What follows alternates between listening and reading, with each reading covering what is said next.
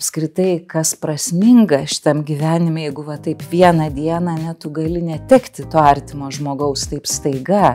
Kyla ir tas klausimas, kodėl man, ne, galbūt pyktis ant sveikųjų, ant Dievo, ant likimo. Tikrai ne visiems ateina ten tas kažkoks nušvitimas ir jis neturi ateiti. Šiuolaikiniam pasaulyje dažnai sveikata atlieka tą šiek tiek nuošalį, kai turi daug visko aplinkui padaryti. Garso takelį, ne, Spotify'aus sudėlioti, kas noriu, kad skambėtų per mano laidotuvės. Iš tikrųjų svarbu tą pastebėti savyje. Taip. Tai turbūt tas pastebėjimas irgi kažkiek padeda išsilaisvinti tada, bent jau iš mąstysenos. Sveiki. Džiaugiuosi, kad šiandien pasirinkote klausytis mūsų tinklalaidės Endobiogenika apie sveikatą ir laimę, kurioje kalbame apie ligų ir laimės sąsajas. Netikim vienu būdu būti sveikam kiekvienam ir leidžiam savo jausti, kurios tiesos yra mūsų. Aš esu endobiogenikos specialistė Julija Sovskaja ir šiandien su Egle Urbutiene kalbėsimės apie žmogaus santykį su liga, onkologinėmis lygomis sergančių pacientų patirtis ir ar sveikata tikrai yra didžiausias turtas. Eglė yra psichologė, daug metų dirbanti su onkologinėmis lygomis sergančiais pacientais. Labas, Egle.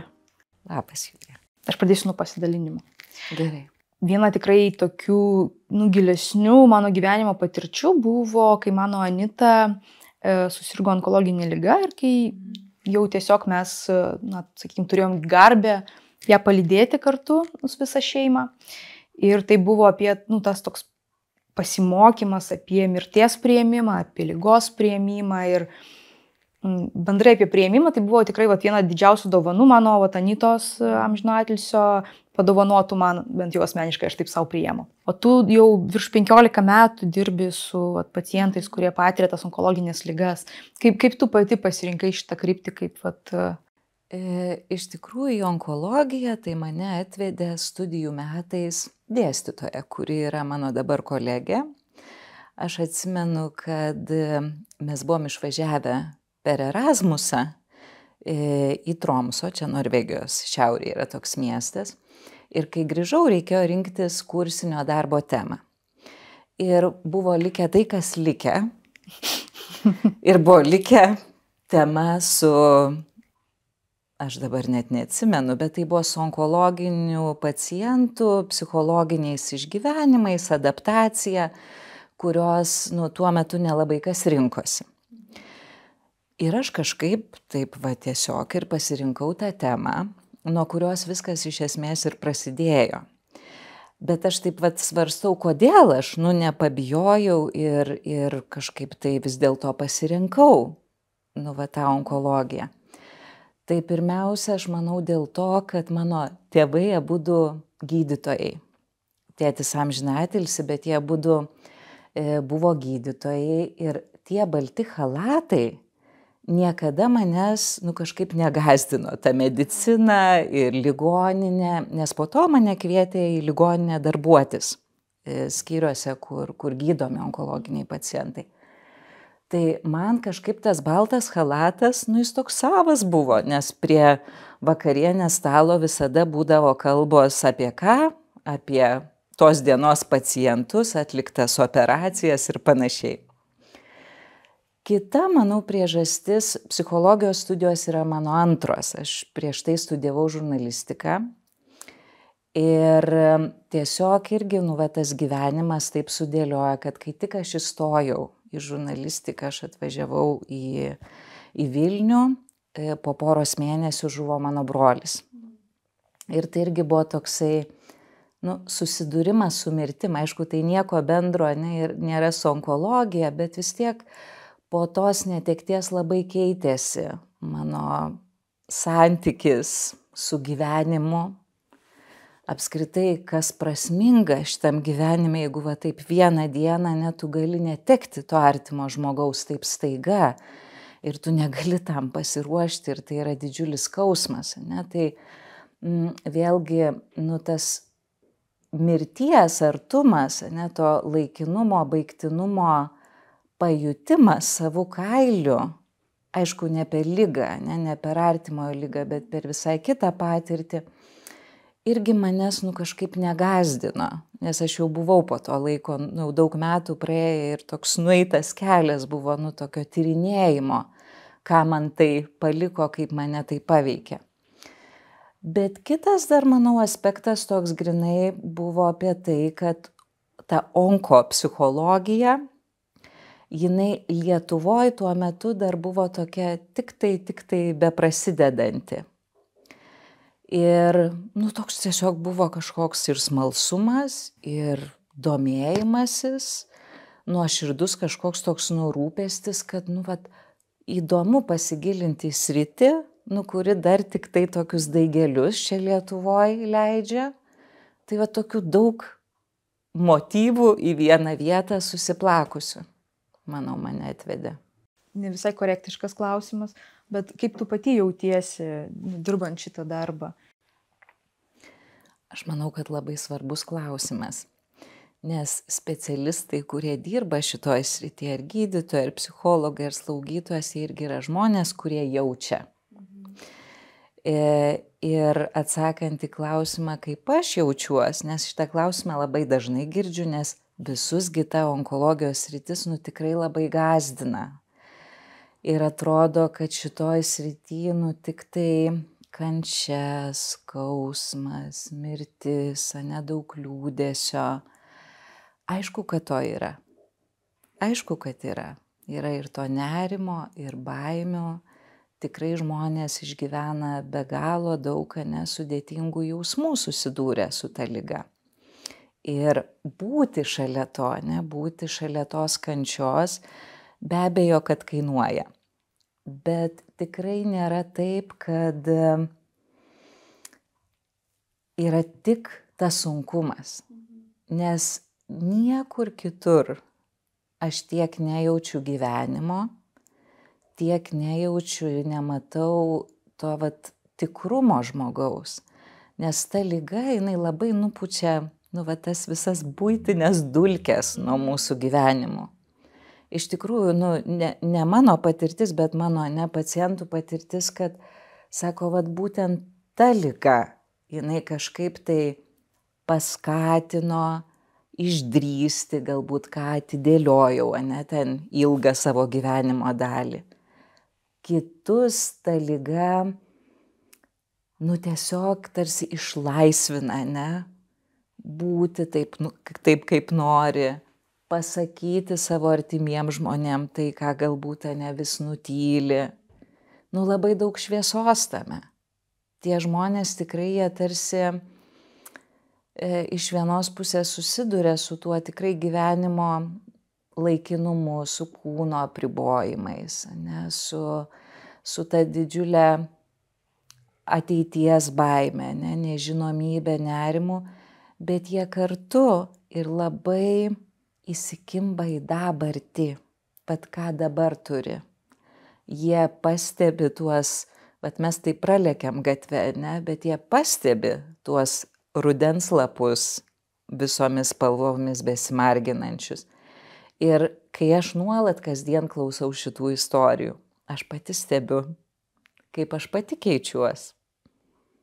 Aš irgi, matau, branginu, jeigu tik užsimirštu, labai greit per kitų istorijas prisimenu. Kad mes čia esam laikinai, kad neturėsime čia to laiko kažikie, kad jis visiems baigsis. Ir kad tai, ką turi šiandien, iš tikrųjų, reikia branginti. Ne reikia, bet branginti. Apie tą reikia šiandien, pasakė apie tos lapus, žiūrėjau į klevus ir galvoju, nespėsiu pasidžiaugti. Tai tas apie tą lėkimą ir kaip čia primena, ta liga primena, o ar visi pacientai vienodai patiria tą savo ligą? Tikrai ne. Kiekvienas reaguoja kažkokiu savo unikaliu būdu, nes tikrai ta reakcija į pačią ligą, į galų gale, vis tiek liga tai yra ilgas kelias, visas gydymas, tas visas procesas, tai tos reakcijos ir keičiasi, laikui bėgant, bet tikrai tai priklauso nuo žmogaus asmenybės, nuo jo gyvenimo istorijos, nuo turimos paramos, palaikymo. nuo daugybės dalykų, kurie nulėmė tą reakciją. Nes pavyzdžiui, tarkim, jeigu savo aplinkoj žmogus turėjo jau su liga, susidūręs, tarkim, mama, močiutė sirgo. Ir, pavyzdžiui, jeigu tos istorijos buvo nesėkmingos, tie artimi žmonės mirė, tai aišku, kad sužinojęs apie ligą, pirmiausia, išsigas, susitapatins su jau turimom istorijom. Bet jeigu, pavyzdžiui, turi savo aplinkoj pozityvius, sėkmingas tas istorijas, tai natūralu, kad tai gali būti ir tokiu stiprybės šaltiniu, atsparumo šaltiniu. Lygiai taip pat, pavyzdžiui, jeigu apie ligą sužino vieniša mama turinti mažamečius vaikus, kuri viena augina, tai jai pirmiausia tikėtina, kad bus baisu ne tiek dėl savęs, kiek kad jos vaikai gali likti vieni. Bet kita vertus yra tam tikros vis tiek bendražmogiškos, universalios reakcijos, kurios kartojasi per istorijas, per žmones, ta šoko reakcija, kur dažnai žmonės iš pradžių stebi kaip kažkokį filmą, sapną, tarsi šalies, kyla ir tas klausimas, kodėl man, galbūt pyktis ant sveikųjų, ant Dievo, ant likimo, gali ateiti ir ta depresijos tokia stadija, nebūtinai kaip psichikos sutrikimas, bet tiesiog, kur liga tai yra praradimas to saugumo, to gyvenimo, kuris buvo iki tol. Ir natūralu, kad žmogus išgyvena tą liūdesį, tą sielvartą kaip po netekties, galų gale kūno, pasikeitimas, tai irgi yra tam tikra netektis, kurią išgyvena. Bet tikrai, galbūt svarbiausia, bet į šitą klausimą atsakant, mes dažnai galbūt iš savęs reikalaujam, aš tą girdžiu ir iš pacientų, kad tarsi kažkoks turi būti teisingas būdas reaguoti. Kažkoks, vienas teisingas būdas, kaip turiu reaguoti. Ir jeigu taip nereaguoju, man taip nepavyksta, tai tada labai save kažkaip tai kaltinu ir tai papildomas emocinis krūvis ir apsunkinantis patį tą sveikimo kelią.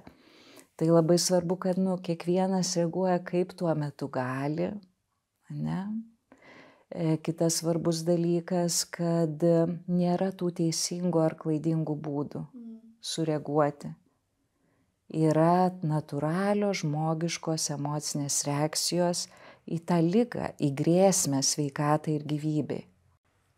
O kalbant apie tą teisingą būdą, ar yra kažkoks būdas, kaip žmonės įsivaizduoja, koks yra? Ar jis yra visiems vienodas, tas įsivaizdavimas? Ar kiekvienas turi savo tą teisingą būdą įsivaizdavimą? Manau, vienas toks naratyvas, kuris aplink šitą ligą sukinėjasi, kad tas susirgęs žmogus turi būti kovotojas. Turiu kovot. Turiu dabar kažkaip tai susijimt, atlaikyt, išlaikyti tą pozityvumą, nes jeigu stresuosiu, taigi stresas blogis. Tai tada nepasveiksiu, kažkaip tai praeis komplikuotai tas visas mano gyjimo procesas, tai sakyčiau vienas, toks naratyvas, kuris tikrai nepadeda, apie tą kovotoją. Kitas gal tikrai tas toksai,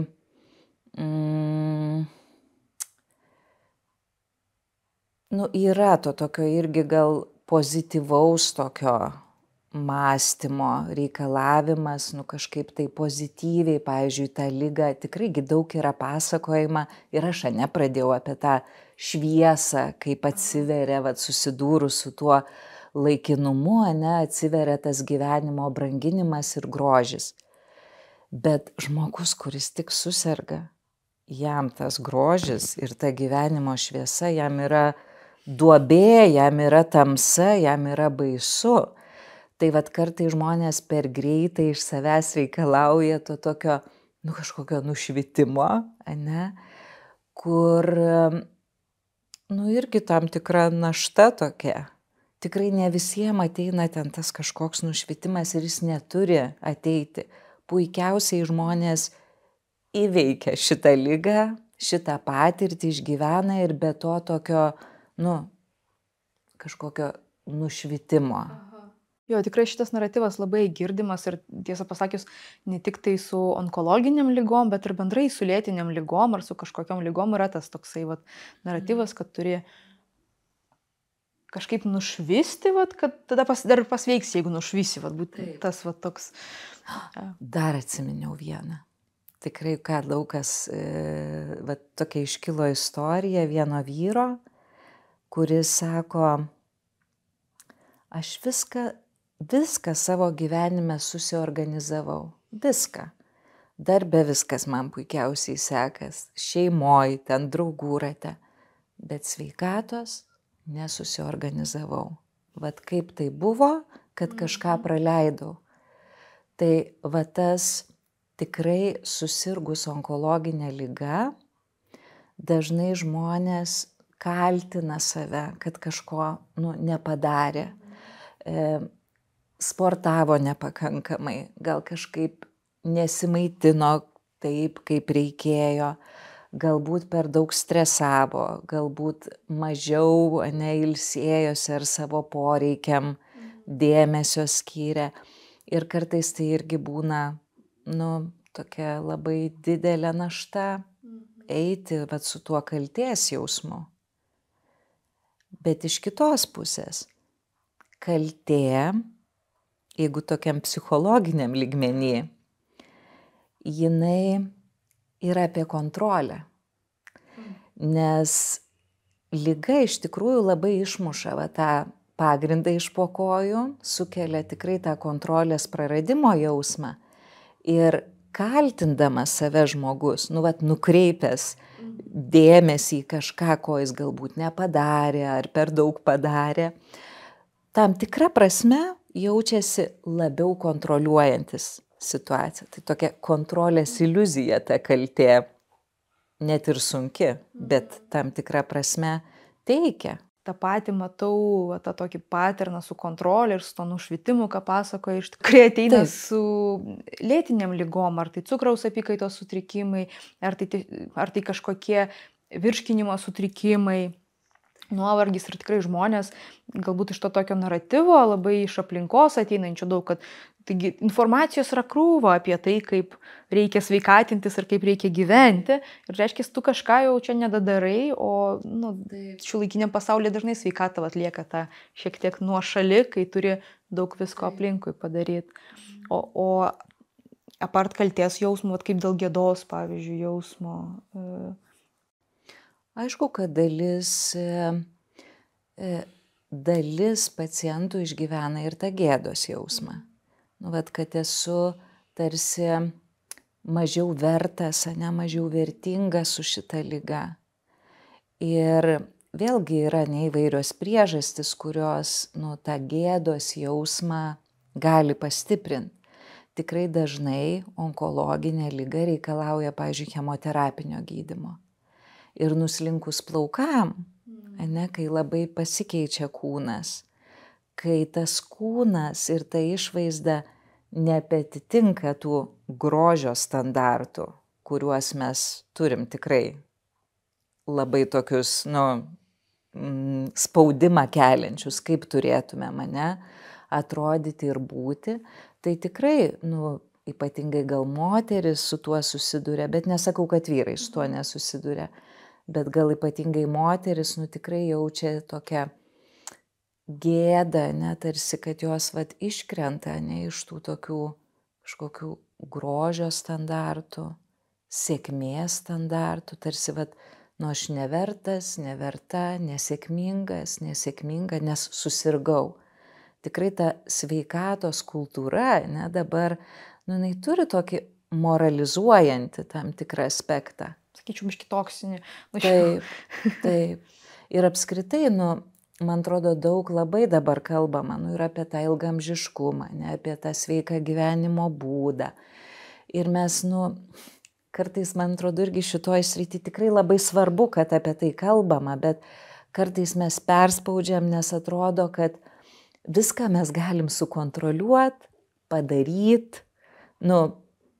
padaryti kažką, ne, kad mes užtikrintumėm tą savo ilgą, ne gyvenimą, kokybišką gyvenimą. Bet iš tikrųjų liga nėra bausmė, liga nėra nesėkmė, liga nėra, kažkoks tai tavo pasirinkimų, tik nuo tavo atsakomybės, ne, priklausantis dalykas. Liga, aš sakyčiau, yra tiesiog to gyvenimo neapibrėžtumo dalis. Gyvenimo, kuriame gali bet kas nutikti. Gyvenimo, kuriame mes neturim to 100% kontrolės visur ir visada. Ir manau, kad tą svarbu žinutę transliuoti, nes kad tos gėdos ir kaltės gyvenant su ta liga, išgirdus tą diagnozę, būtų kažkaip tai mažiau spaudimo savo vidinio, kad kažko nesukontroliavau, kažko nepadariau, kažkur suklydau. Aš tikiuosi, kad mūsų šiandien girdi ir šitą žinutę tikrai labai svarbi ir, sakau, net į kamerą pasakau jums, kad aš tikiuosi, kad jūs girdite tikrai tą, ką Eglė šiandien sako apie ligą, kad tai nebausmė, bet tai yra neapibrėžtumo dalis ir tikrai su tuo neapibrėžtumu yra ypatingai sudėtinga susigyventi. Tikrai taip. O kaip tu manai, yra kažkoks skirtumas tarp tų onkologinių ligų ir tiesiog lėtinių ligų? Tarp to patyrimo, galbūt ne tarp ligų, bet patyrimo žmogaus. Manau, tikrai yra bendrų dalykų, nes vis tiek tai yra toks susigyvenimas su savo kūnu, savo kūno pokyčiais, kurie atsiranda dėl įvairių lėtinių ligų. Susitaikymas su tuo, kad reikia kažkokios pagalbos, gydymo, reikia vizitų pas gydytojus. Bet manau, nė viena kita liga nesukelia to mirties baimės, tokio mirties artumo. Aš sakyčiau, gal labiausiai tos onkologinės ligos tą mirties šešėlį priartina prie žmonių. Bent jau tą aš kažkaip girdžiu iš pacientų, girdžiu iš jų artimųjų. Tikrai, man atrodo, su onkologiniam ligom daugiausiai yra tų stigmų ir tokių nuostatų, kad vėžys tai mirties nuosprendis. Ir tas aišku, kad ateina iš tokių labai, jau pagyvenusių, tų laikų atgyvenusių, kai ir ta diagnostika buvo prasta ir gydymo galimybės tikrai nebuvo tokios geros kaip dabar. Bet vien tas žodis vėžys arba suvalgė, vėžys, kiek kokios sukelia tokio emocinio, tokio krūvios, tokio sukrėtimo, baimės. Tai manau, tas mirties artumas gal labiausiai būtent su onkologiniam ligom juntamas. Vienam tavo interviu kaip tik perskaičiau, kad tam, kad priimti savo mirtį, reikia priimti savo gyvenimą. Ir mane labai ta frazė užkabino ir paskatino iš tikrųjų pakviesti tave būtent pakalbėti šitą temą. Ir su pacientais ar daugiau tenka kalbėti apie gyvenimą ar apie mirtį? Nes tikrai dažnai ir artimieji neleidžia net į tą pusę pagalvoti žmogui, kad tu tik negalvok apie mirtį. Oi, tu čia tikrai, kovok, čia viskas bus gerai. Kaip per konsultacijas, kaip dažniau būna? Iš tikrųjų, daugiau mes kalbam su žmonėm apie gyvenimą. Ir tikrai pradžioj, kai tik susitinkam, arba jeigu tai būna, tik keli susitikimai, tai ta mirties tema, nors jinai ir yra kažkur tarp eilučių, bet tikrai yra labai, nedrąsu ir baugu įvardinti vien tą žodį, nes yra įvairių įsitikinimų.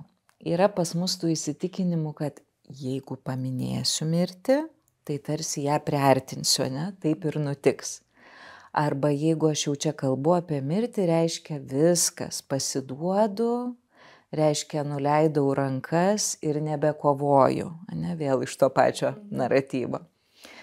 Kitas dalykas, kartais, kai žmonės dalinasi apie mirtį arba įvardina tą savo baimę, pavyzdžiui, net ne taip tiesiogiai, bet tarkim, vat viena iškilo istorija, kaip susirgus, vyras ten po kelių mėnesių pasiūlė moteriai, kuris susirgo krūties vėžiu, pakeisti būstą. Tiesiog jie jau planavo senai pakeisti būstą, pirkti kitą butą, bet kai nuvažiavo tenai apžiūrėti, nors viskas sėkmingai su ta liga ir gydymu jau praėję, bet ta moteris, tiesiog va taip, kažkaip jai tiesiog va spontaniškai tuo metu, jinai sako,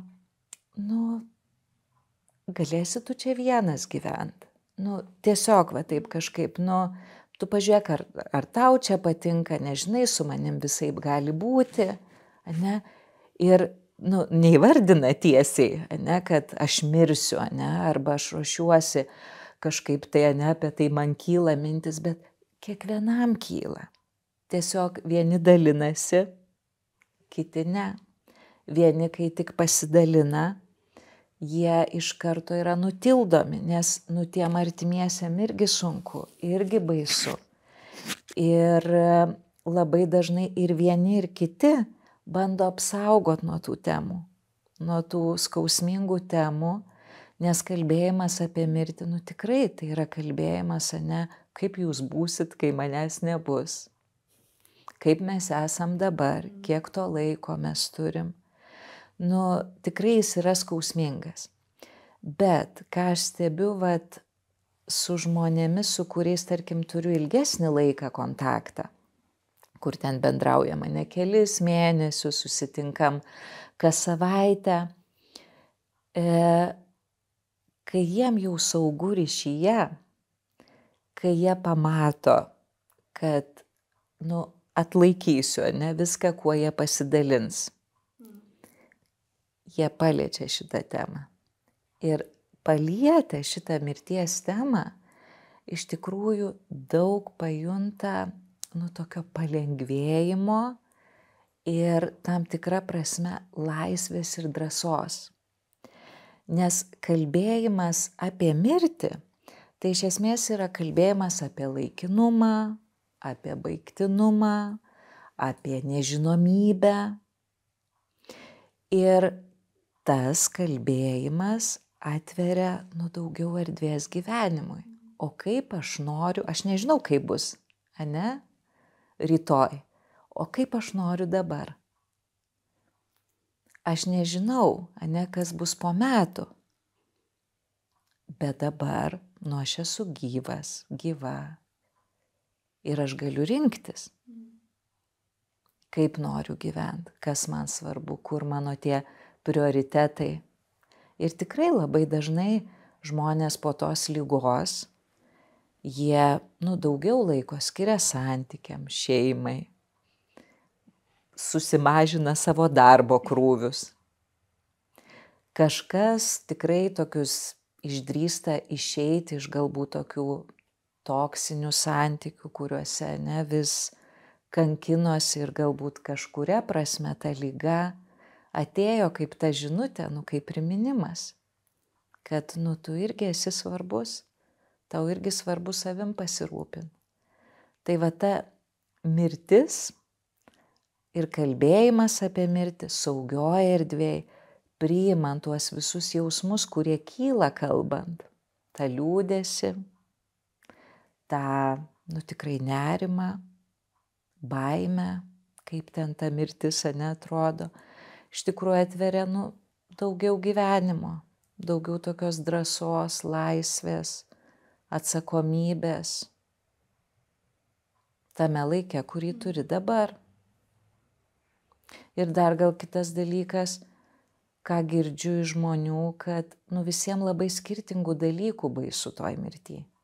Vienam baisu mirtyje yra skausmo, kančios, pačio to mirimo proceso. Ir kartais tikrai pakalbėjus, kad yra tie patys nuskausminamieji, kad žmogus išeitų oriai, nesikankindamas, biškį duoda tam tikro palengvėjimo. Kartai žmonėm baisu to bejėgiškumo prieš mirtį, to tokio priklausomybės nuo kitų, kad kažkam būsiu našta, užkrausiu. Vėlgi, kai tu kalbi apie tai, tu galėjau susidėlioti tam tikrą planą. O kaip aš galėčiau, kas mano artimiesiam, tarkim, galėtų padėti. Kitiem labai baisu mirti ligoniniai. Tai vėlgi ištransliavus savo norą, kad jeigu jau nebebus jokių pagalbos galimybių, prašau, nebeveškit manęs, niekur, nes dažnai artimieji iš to nenoro paleisti, nesusitaikymo su mirtim, kartais mirštantį žmogų tampo po tas ligoninės. Tai pasakymas, kad noriu numirti namie, savo lovoj, galbūt kokie patalai, kokia muzika, gal man žvakės kažkokie komforto jausmą suteiktų, ar kiti kažkokie smulkmenos. Labai tie svarbus pokalbiai yra, nes jie ir praktinius aspektus padeda, galų gale ir tuos emocinius, tokį emocinį artumą padeda pajausti vieniems su kitais.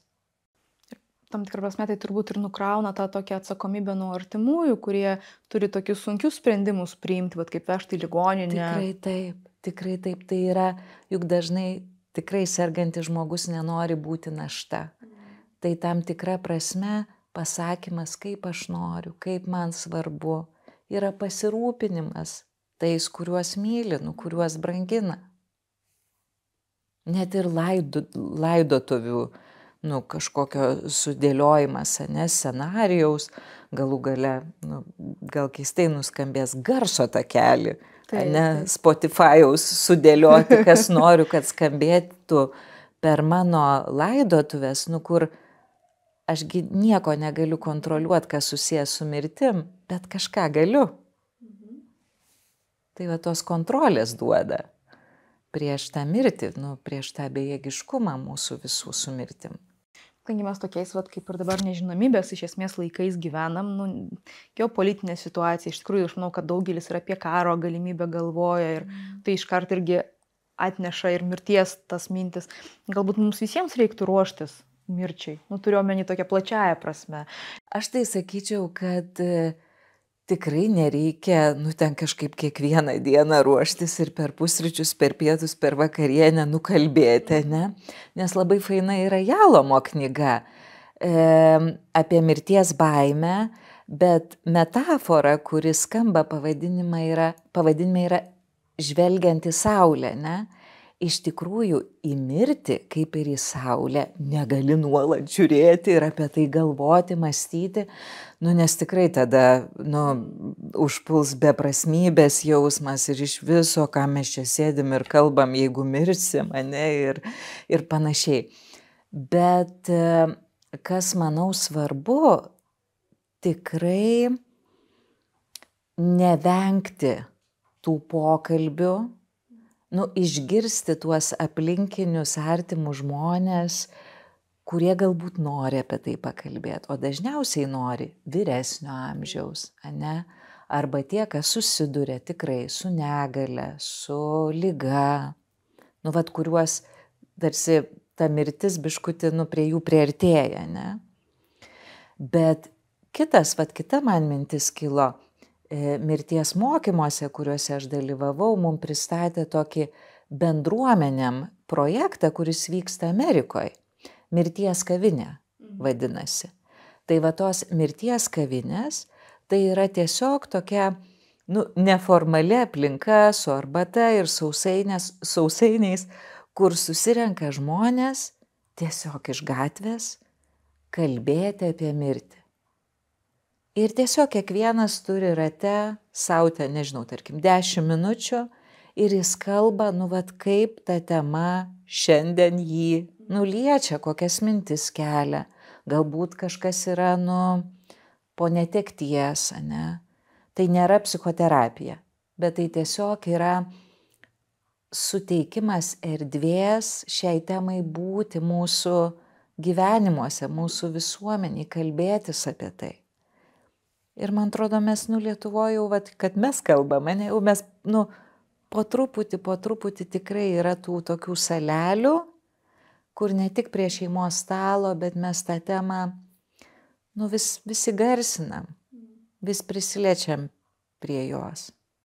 Nes įsivaizduoju, kad jeigu taip tu nori apie tai kalbėti, bet tą temą tu užspaudi, tai tas tik daugiau nerimo turbūt iškelia, įtampos galbūt. Tikrai taip, panikos atakos, nerimo, kažkokie priepuoliai. Pavyzdžiui, perdėtas sveikatos tikrinimas irgi gali būti kaip mirties baimės, kažkoks, pasireiškimas arba visiškai vengimas, vengimas, bet kur tik paminė nemirti. Pavyzdžiui, tarkim, miršta artimas žmogus, ir nevažiuoja į laidotuves.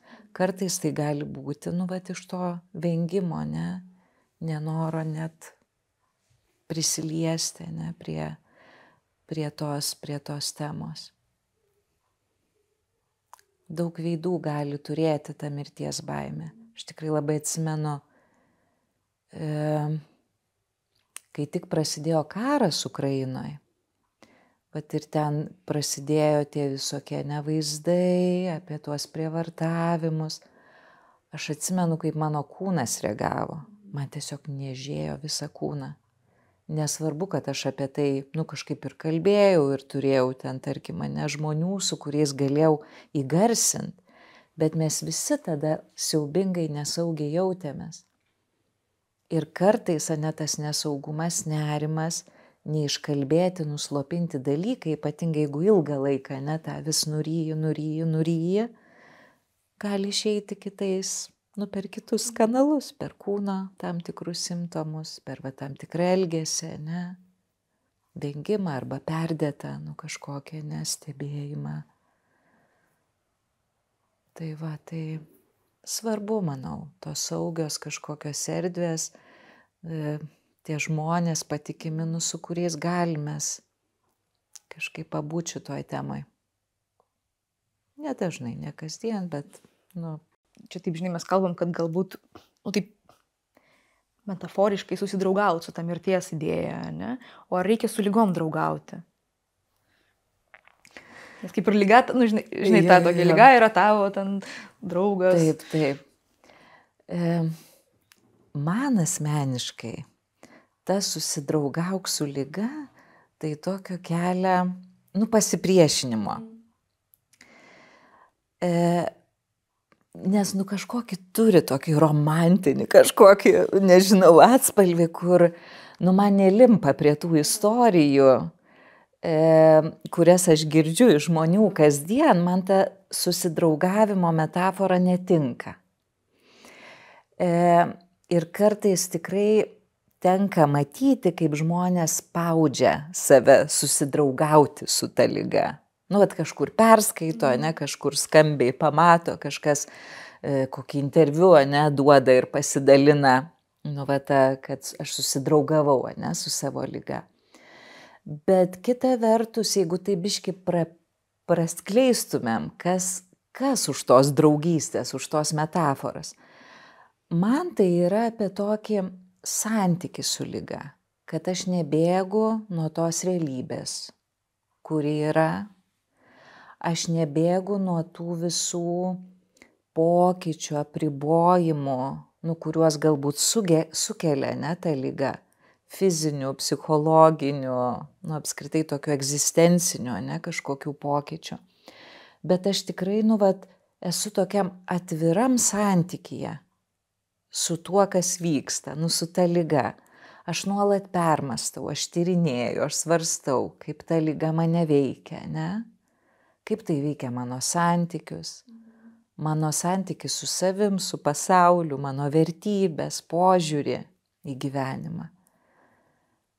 Tai vat, čia man yra gal kažkaip priimtiniau apie tokį, kad ta draugystė yra apie tokį atvirą santykį su ta patirtim, vat su ta ligos patirtim.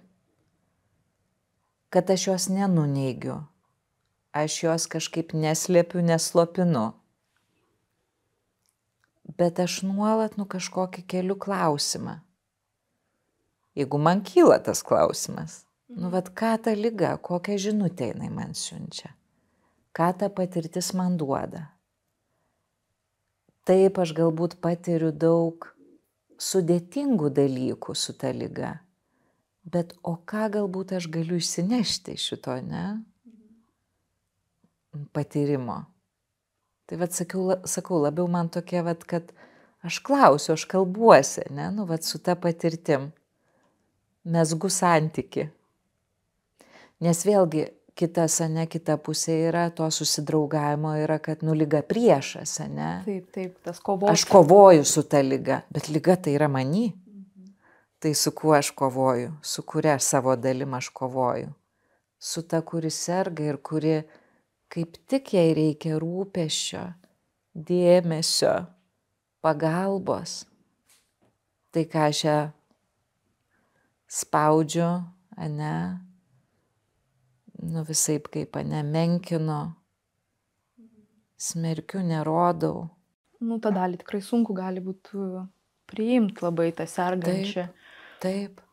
Iš tikrųjų, liga priverčia susitikti save netobulą, save ribotą, save neidealų, save pasimetusi, nežinanti, išsigandusi.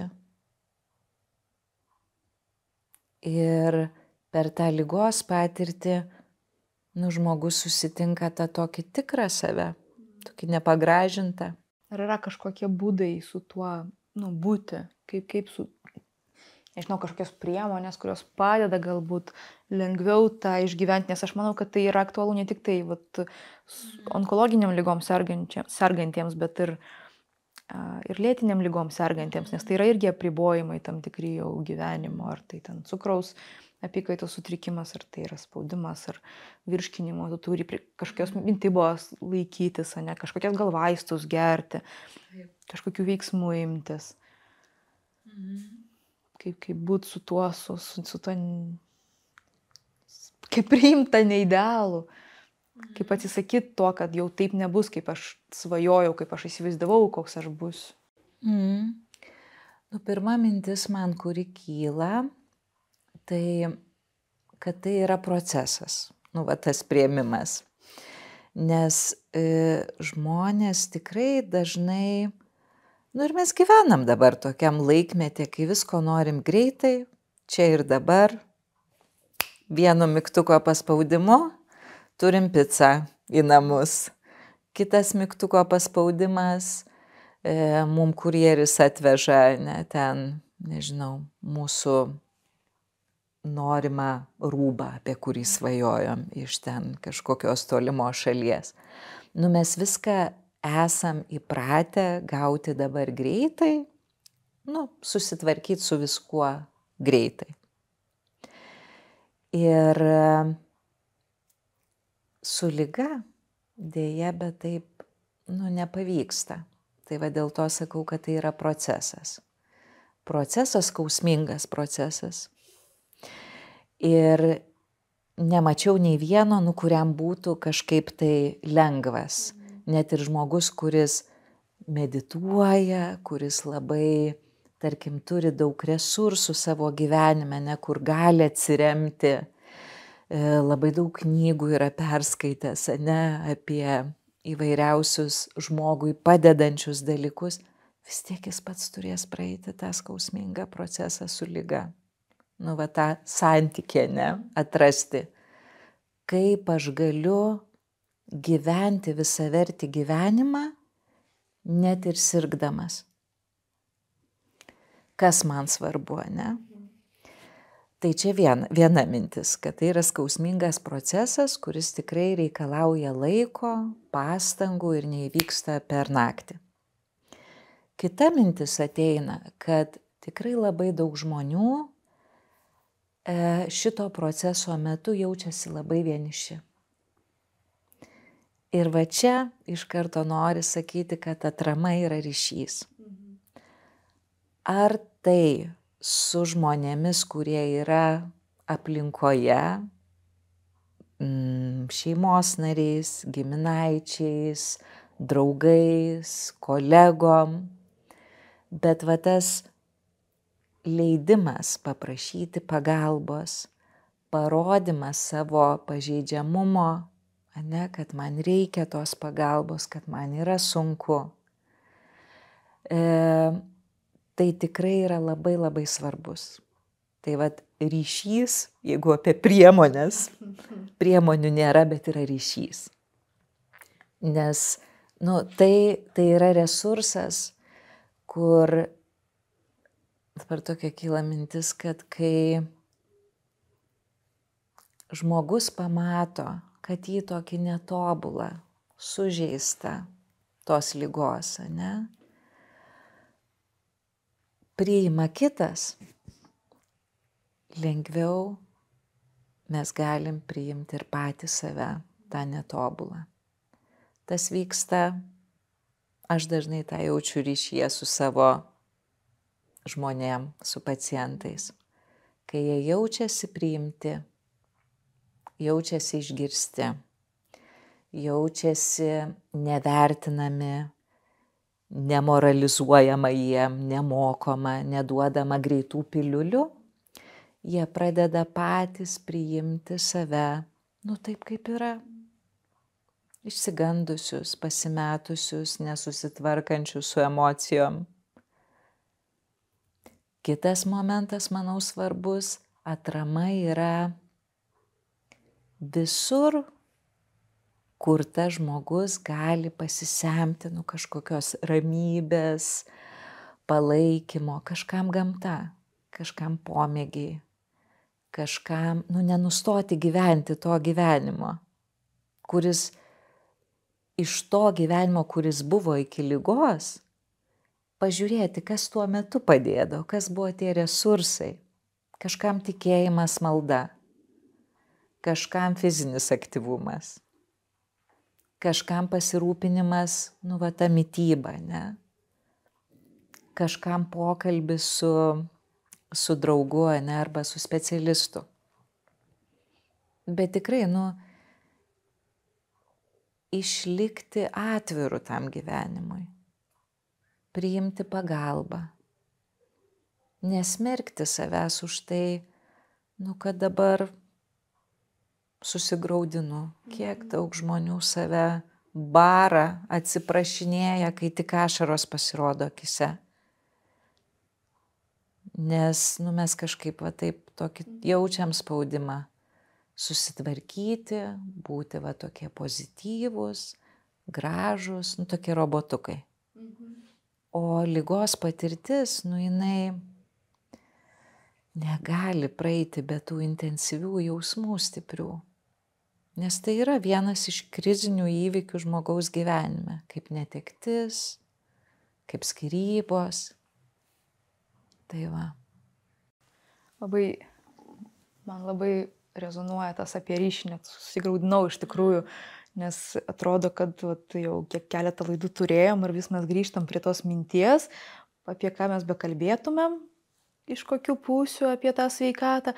Mes prieinam prie to ryšios, apie tą svarbą ryšio, kurį mes kuriam ir kuris dabar taip, dažnai mes apleidžiam iš tiesų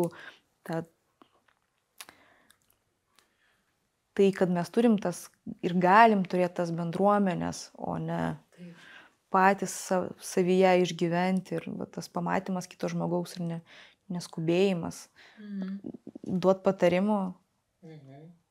Nes tikrai onkologinius pacientams aš įsivaizduoju, kad jie dažnai girdi patarimus, kaip tikrai reikia daryti. Tikrai taip.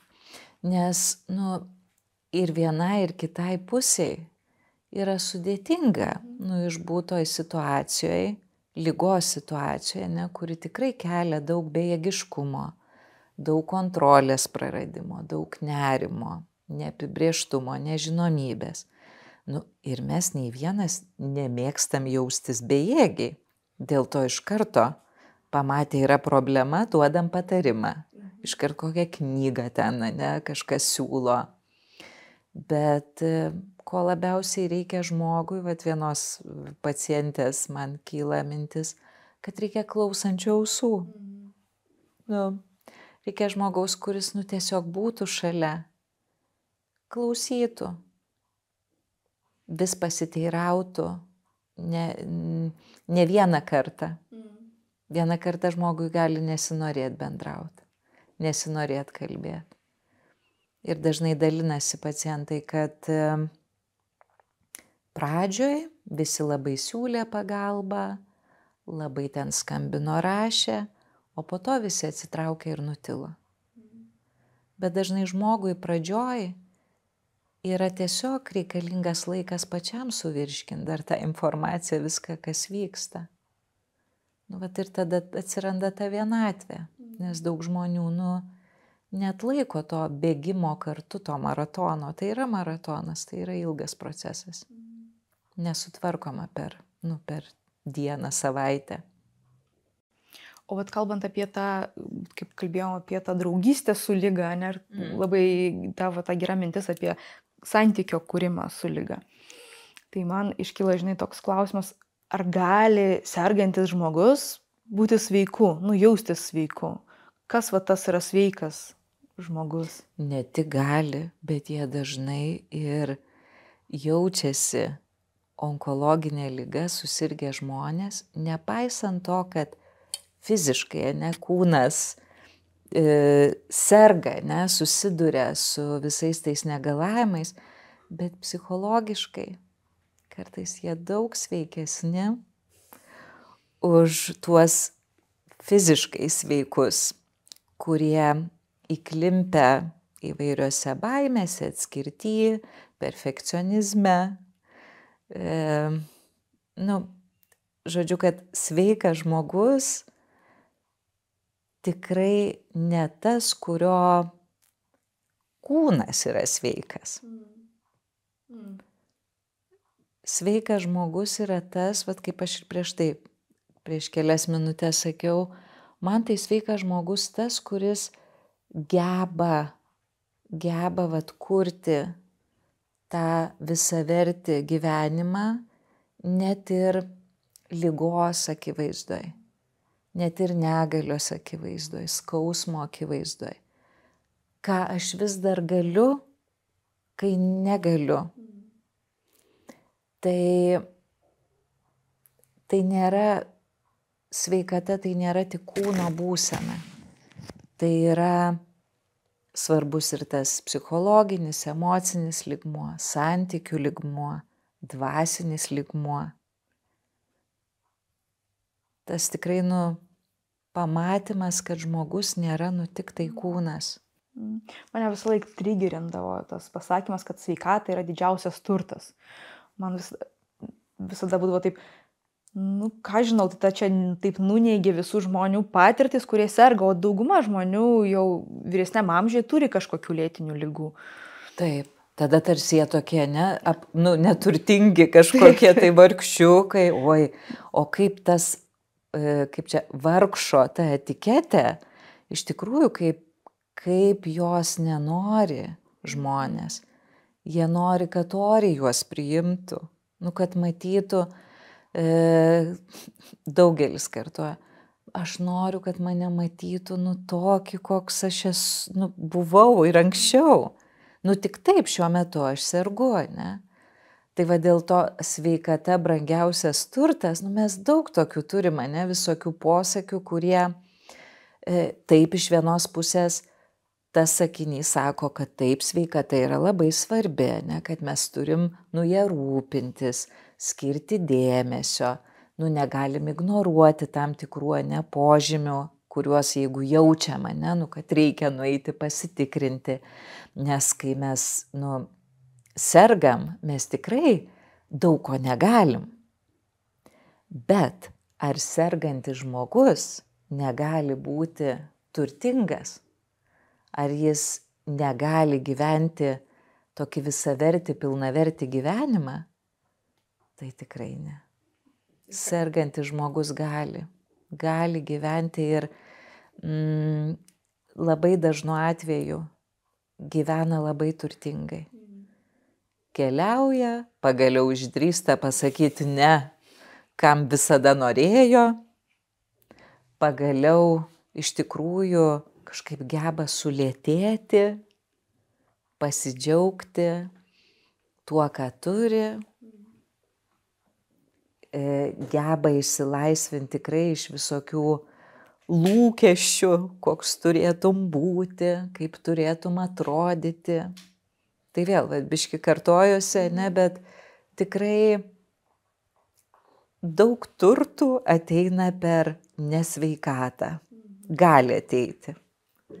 Bet čia vėlgi, ne iš karto, ne per dieną, bet, kažkaip tikrai atvirai bandant klaust, ką ta patirtis man ne tik tai neatima iš manęs, bet ką ir duoda. Bet procesas. Man iš tikrųjų čia labai rezonuoja, kaip tik neseniai skaičiau antroposofinės medicinos, nežinau, kiek tau artima požiūrį, tas ne onkologinės, bet lėtinės ligas jau vyresniam amžiuje. Ir jie rašo, kad kūno negalia, kad kūnas silpsta, leidžia kaip tik susijungti labiau su tais dvasiniais dalykais. Panašiai kaip tu sakai, kad pareiškėja tie dalykai, kurie svarbus iš tikrųjų yra, kuriems verta eikvoti savo resursus. Taip, arba kuriuos, žinai, gal mes tikrai kažkaip juos nureikšminam, nusvarbinam, kai su kūnu viskas gerai, tai mes važiuojam ir kažkaip susitelkiam tikrai labiau į išorę, į karjerą, pasiekimus, kažkokią išvaizdą ten, ne? Bet kai žmogus suserga, labai tas fokusas atsigrėžia į save. O koks aš esu dabar, ką aš galiu, ko nebegaliu. Kokie mano santykiai,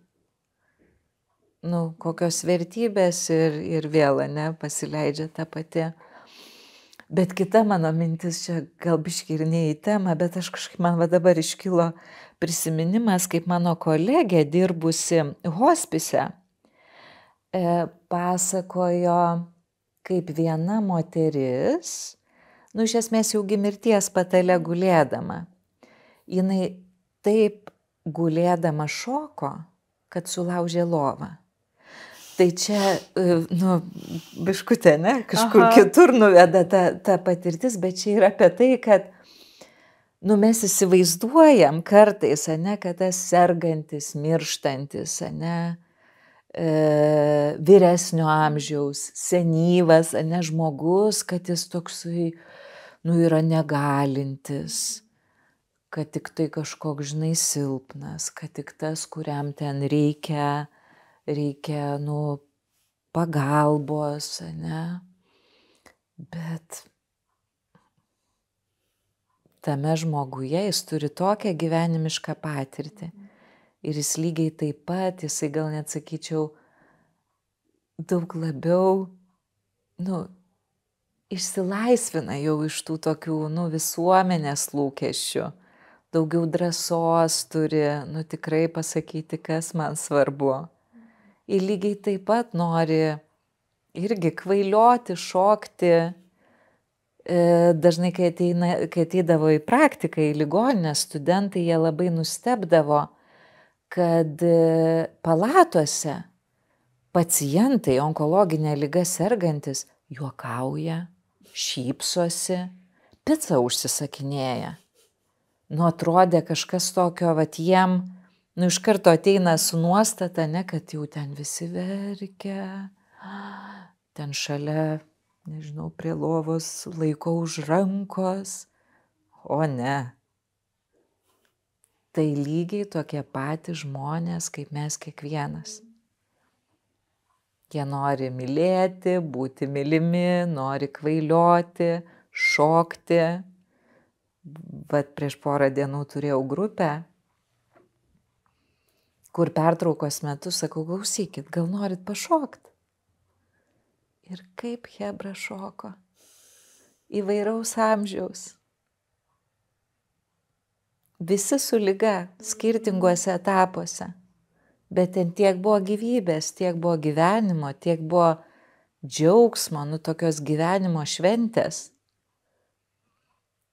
Ir suprantu, kad tas ne visada turi būti, ne bet kur tas atsiskleis, bet jeigu mes matom, kad žmogus gali, mes matom jame tą sveiką dalį, o ne ligonį.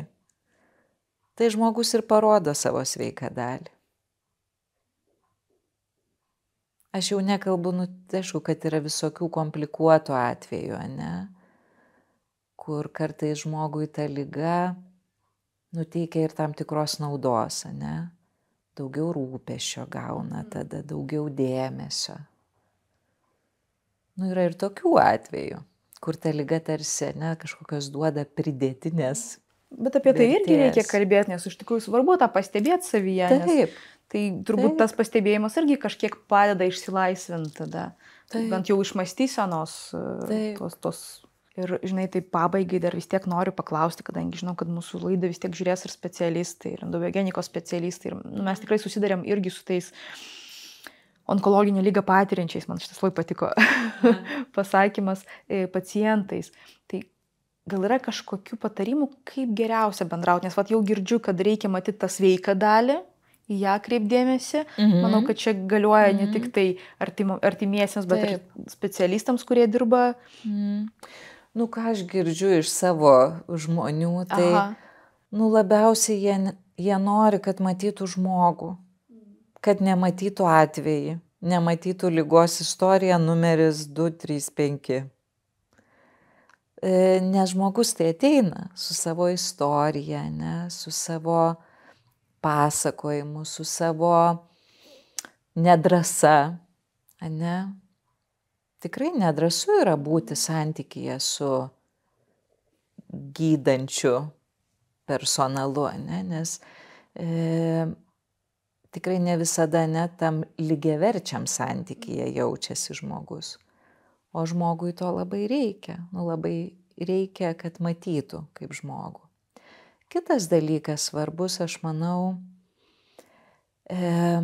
tikrai gydytojai dažnai neturi daug laiko. Ir kartais truputį tuo laiku manipuliuoja, ne, kad aš neturiu daug laiko, tai ir negaliu tarsi, nežinau, atliepti tų ten emocinių poreikių arba išklausyti. Bet kad mes pasijaustumėm išgirsti, priimti, kartais mums reikia tiesiog, kad į akis žiūrėtų. O ne į kompiuterį, ne?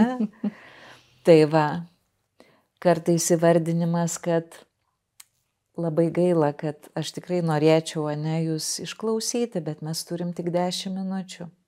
Tų ribų, toks įvardijimas garsus, irgi kartais žmogui, tokio suteikia priėmimo jausmo. Kas dar labai svarbu, kad jeigu iškyla kažkokios stiprios emocijos, susigraudina žmogus, nerimauja.